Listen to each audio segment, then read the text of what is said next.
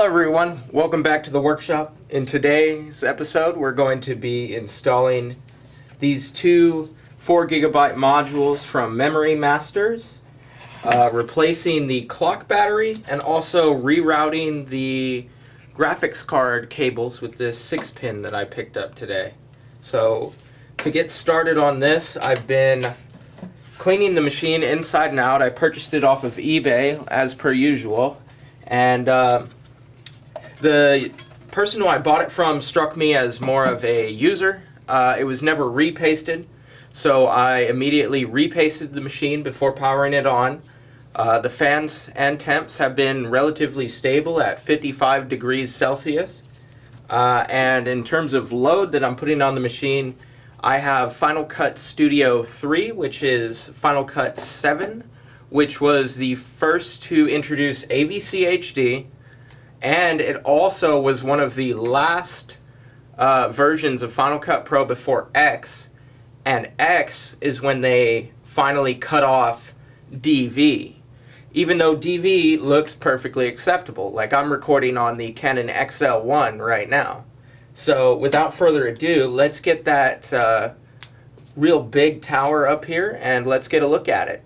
Kind of hard to even get it in frame really, but as with my old PowerMac G5 and my Mac Pro 5,1, the door latch just comes on off, and I'm going to get the XL1 down from there and we'll get you a better angle here for the install.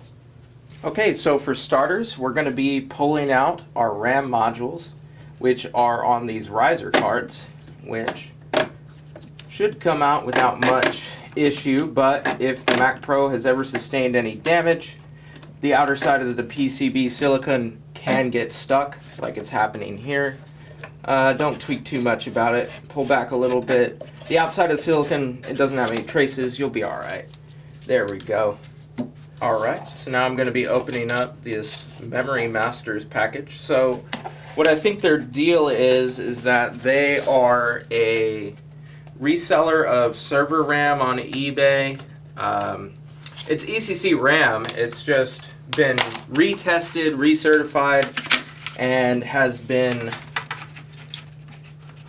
comes with a bit of a warranty. But their 2,1 kits are a little bit more expensive than their 3,1 kits.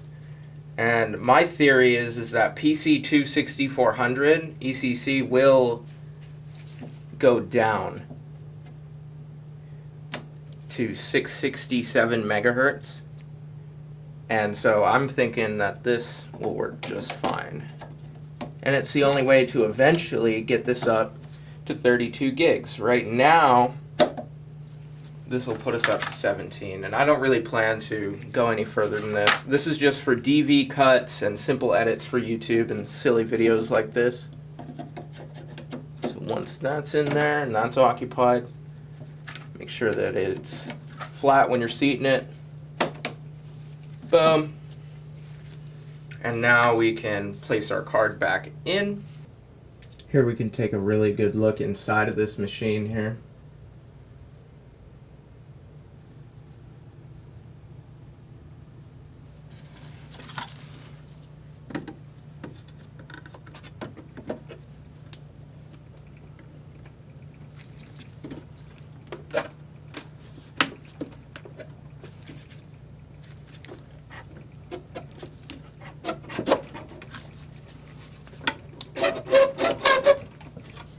Yeah, I would cringe if it wasn't 2025 too. Alright. That's seated. That'll probably work.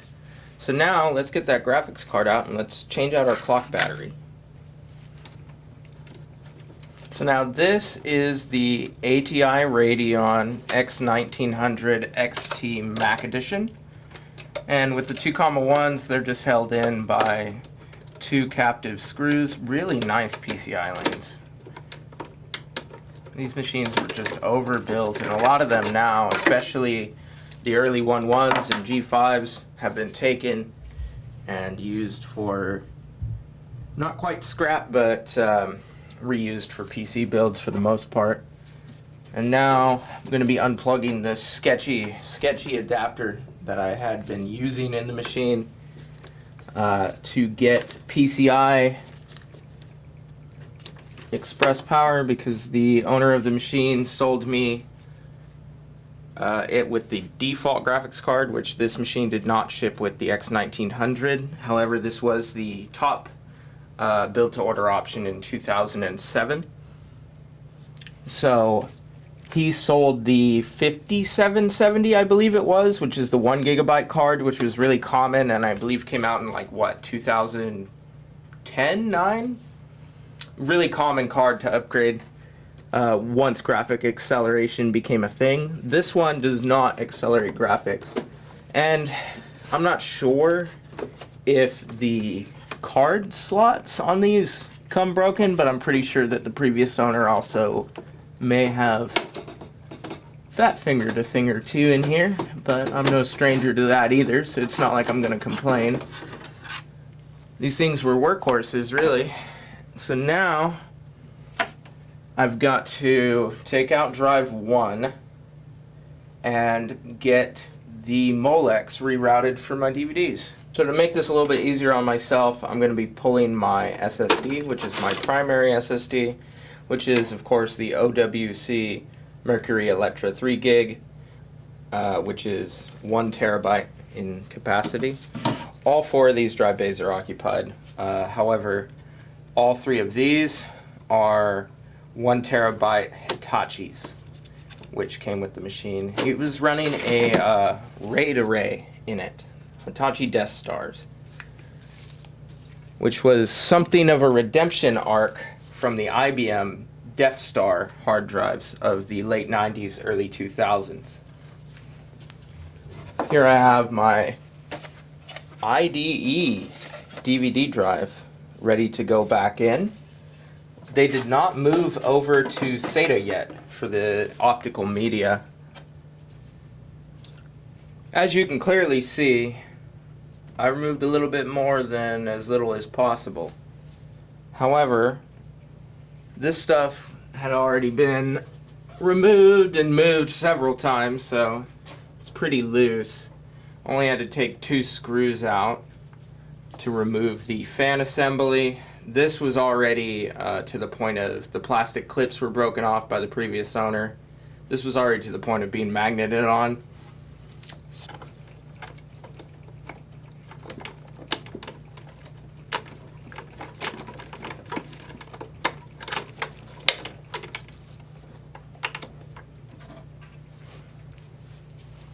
Now we are reinstalling.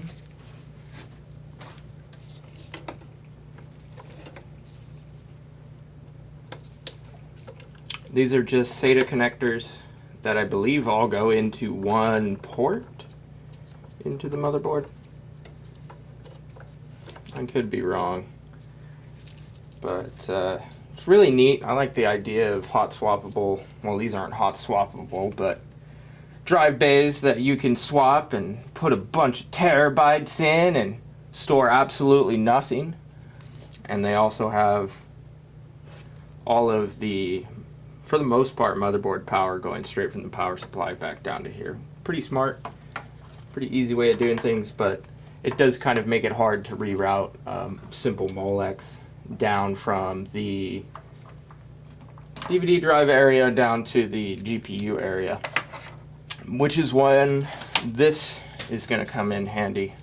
Simple install of that into probably pin 1, because it looks like pin 2 has already been stripped before, probably from the yanking of the install after, even if you are careful, sometimes these plastics after going on 20 years can be absolutely hell and brittle. But now we've got that back installed. Let's address this battery. Using a little spudger, we're able to just pop that battery out.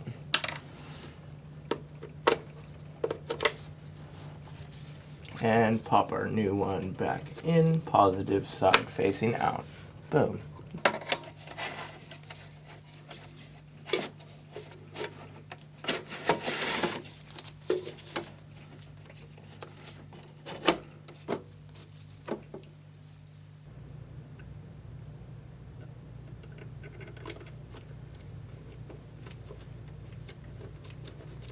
And with our graphics card slotted back into the PCI slot, we are then able to connect up our 6-pinner to the GPU.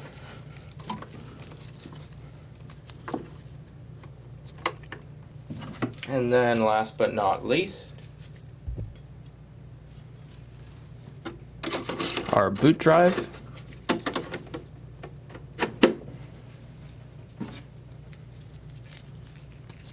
Our time capsule.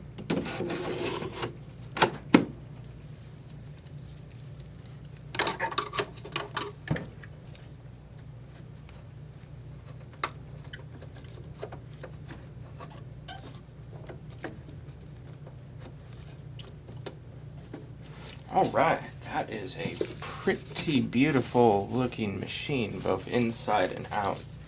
And with 4 terabytes of internal storage, we're ready to cut some serious DV video.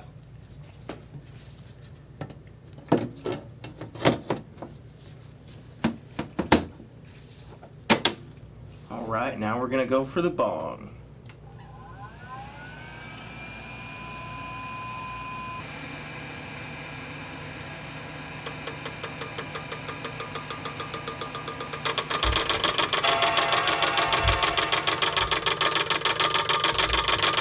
Oh God! Alright, let's try that again.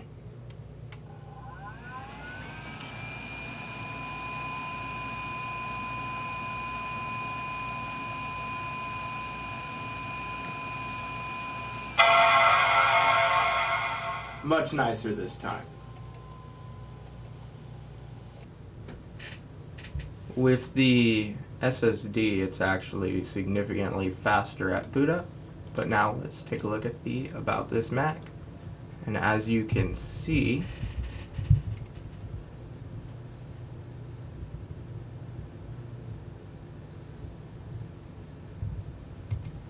we've got the 8 cores and 17 gigs of RAM installed. Anyway, yeah, that's the old Lion desktop with Final Cut Express and AVC HD converter.